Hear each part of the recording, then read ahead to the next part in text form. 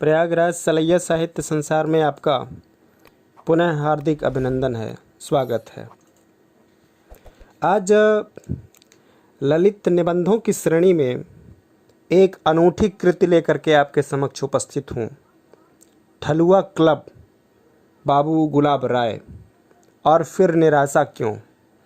दरअसल मनुष्य आलस्य में डूबा होता है और उस आलस्य को अपने जीवन का विकार समझने लगता है।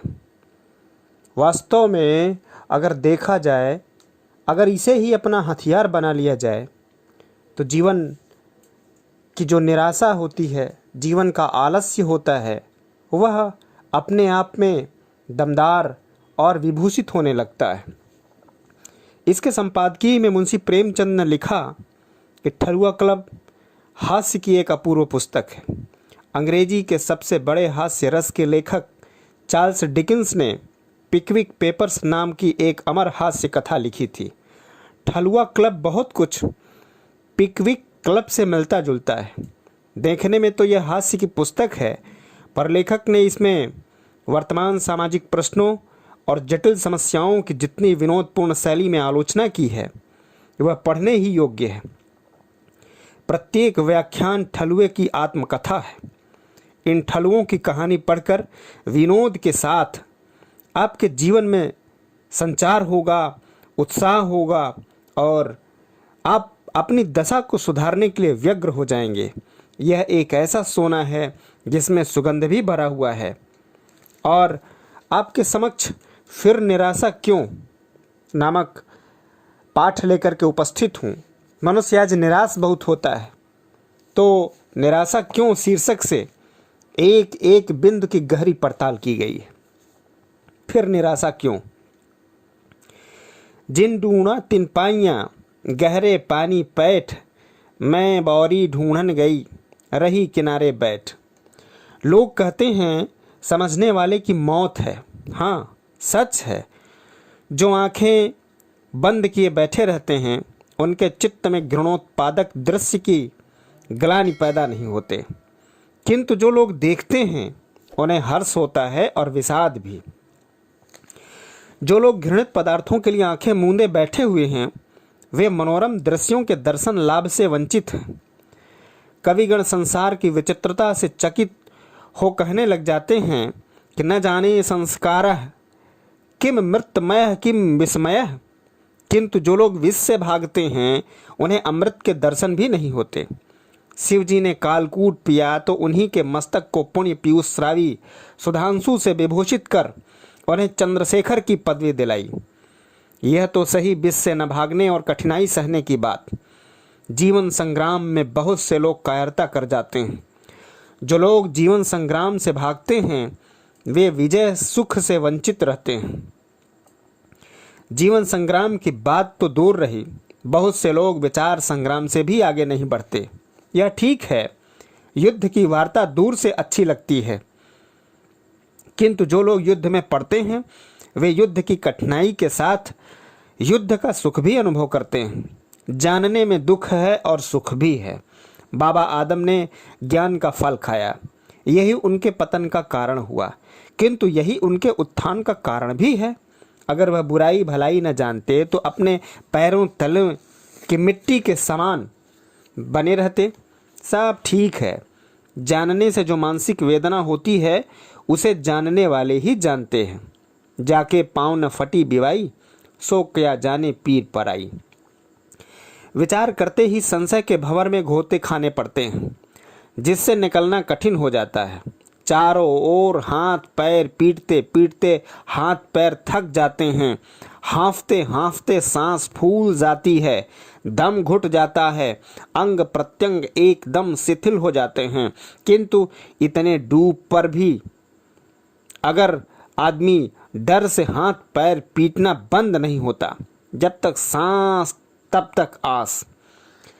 यदि कहीं इस भंवर से निकलने में सफलता भी मिल गई, किनारे पर भी आ पहुँचे, तो भी क्या, आगे का मार्ग भी तो दुर्गम है। थके मादे मनुष्य ने इस पंपाकुल विकट पथ पर 2-4 कदम भी रखे तो दलदल में फंस गया। दलदल से निकलने पर भी आपत्तियों का अंत न हुआ। छिद्रेन्वर्था बहुली भवन्ति। आगे बढ़े तो अज्ञान की कठोर भित्ति से सिर टकराया। उसके सामने आकर नैराश्य और असहायता ने सहारा लेना पड़ता है। फिर नाना प्रकार की अनर्गल और निरर्थक कल्पनाएं कर मन को समझाना पड़ता है। कोई तो ऐसा दुर्दशा देखकर कहते हैं कि भाई यहाँ न आते तो अच्छे रहते। विचार तरंगणी में तैर कर क्या लाभ उठाया, उल्टी हानि ही हुई। अब हमको अपनी पूर्व स्थिति पर भी पहुँचना कठिन है। नदी के उस पार ही क्या बुरे थे, अज्ञान के बराबर नहीं आनंद था।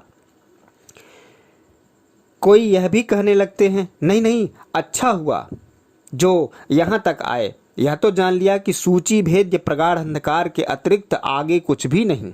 जो कुछ है सो दीवार के इसी पार है, आगे तो शून्य है। जितना जाना वही सत्य, सब कुछ बाकी सब असत है। कुछ ऐसे भी हैं जो कहते हैं कि भाई ठीक है, तैरने में कष्ट अवश्य हुआ, परंतु इससे हमारे अवयव पुष्ट हो गए, हमारी शक्ति बढ़ गई। कदाचित फिर भंवर में पड़ जाएं तो अब डूबेंगे नहीं। अच्छा हुआ जो स्वयं ही जल में घुस पड़े। शायद बढ़ता हुआ जल हमारे स्थान से गिरा देता, तब तो अपने को संभालना ही कठिन हो जाता। यहाँ तक आकर हम यह न मानेंगे कि आगे कुछ है ही नहीं। जो कुछ द्रष्टव्य है सो सब दीवार के उस पार ही है, और न यही कहेंगे कि उस पार तो केवल धोखा ही धोखा है, यह आलोकित भाग कुछ नहीं। कोई कहते हैं हाँ बात तो ठीक है, किंतु दीवार अभेद्य है, उसकी दूसरी ओर कुछ है अवश्य। वही सत्य भी है, किंतु यह नहीं मालूम कि वह क्या है और कैसा है। हमारे पास कोई अंधकार भेदक एक्सरेज नहीं जो अज्ञान की दीवार को भेद कर पार कर सके, और जिसके द्वारा हम उस पार की वस्तु को देख सकें। और फिर सच तो यह है कि देखते तो हम अपनी बुद्धि के चश्मे से ही हैं। फिर इसका क्या निश्चय कि हमारा चश्मा रंगीन नहीं और जो कुछ हम देखते हैं वह वास्तविक है। एक्सरेज के होने ही से क्या लाभ। संसार के भंवर में पड़ते ही भय से मानसी गंगा के पुण्य सलील में स्नान न करना कायरता है। यही नहीं वरन अपने नैसर्गिक अधिकारों को खो बैठना भीषण आत्महत्या है। मैं कुछ नहीं जानता, केवल इतना ही जान लेने के कारण सुकरात जानकारों में श्रेष्ठ गिना गया, यह ठीक है, किंतु इससे यह नहीं सिद्ध होता कि और कुछ जानने योग्य है ही नहीं अथवा दीवार के आगे कुछ भी नहीं। इससे केवल यही सिद्ध होता है कि खोज करनी चाहिए, और जिन बातों को हम ठीक समझते हैं उन पर बिना विचार किए हमें उन्हें निश्चित विचार कहने का कोई अधिकार नहीं है। यह किस प्रकार हो सकता है कि दीवार के आगे कुछ नहीं है? जो स्थान देखा नहीं उसके लिए इसका प्रमाण ही क्या है कि वहाँ पर कुछ भी नहीं है? फिर सत्ता की सीमा बांधने का अधिकार किसे है? यह भी कहना युक्त संगत नहीं कि जो कुछ है सो दीवार के उस पार ही है। इस ओर भी सभी बातें भ्रममूलक हैं। क्या हम और अपने विचार सत्ता की सीमा के बाहर हैं? यदि ऐसा है तो यह कहना होगा कि सत्ता के बाहर भी कोई वस्तु है जो सत्य है, नहीं तो हमें अपने विचार असत्य मानने पड़ेंगे। फिर यदि असत्य भी सही तो क्या असत्य की सत्ता नहीं? और यदि ऐसा नहीं तो शून्य ही शून्य है। फिर न तो सच ही रहेगा न झूठ। मूल के नाश होने पर वृक्ष, पत्र और फल सभी का नाश हो जाता है। इसका भी क्या प्रमाण कि हमारी बुद्धि का चश्मा ठीक नहीं। बुद्धि को चश्मा कहना उसे जानबूझकर दूषित ठहराना है। बुद्धि चश्मा नहीं, मानसिक नेत्र है। यदि नेत्र का काम देखने का है तो फिर वह नेत्र ही नहीं, और फिर उसके अस्तित्व से ही क्या। हमारी बुद्धि द्वारा ज्ञान भ्रमात्मक है, तो हमें अपना ज्ञान भ्रम मूलक ठहराने ही का क्या अधिकार? क्या हमारा एवं भूत ज्ञान निर्दोष ही रहेगा? सत्ता के महासागर से बाहर कुछ भी नहीं है। हमारी बुद्धि भी दूषित नहीं। हम अपनी परिमितता के कारण भले ही न सब कुछ देख सकें, किंतु जो कुछ हम देखते हैं मिथ्या नहीं है। क्या अंश अंशी से भिन्न है? क्या चुल्लू भर पानी जल के अथाह सागर की परीक्षा नहीं की जाती? वास्तव में जिसे हम दीवार कहते हैं वह हमारे थके हुए मन की भ्रांति है, आगे न चलने की इच्छा ने यह दीवार अपने सुभीते के लिए खड़ी कर ली है। दृश्य पदार्थ को छोड़कर वास्तविक सत्ता का क्या और कोई रूप नहीं है? वास्तविक सत्ता कोई नवोढ़ा स्त्री की भांति नहीं, जो अपना दिव्य मुख सदा भ्रम रूप दृश्यों के सघन अवगुंठन में छिपाए रखना चाहती हो। वह अपना मुख छिपाए तो किससे? क्या उससे कोई बाहर है?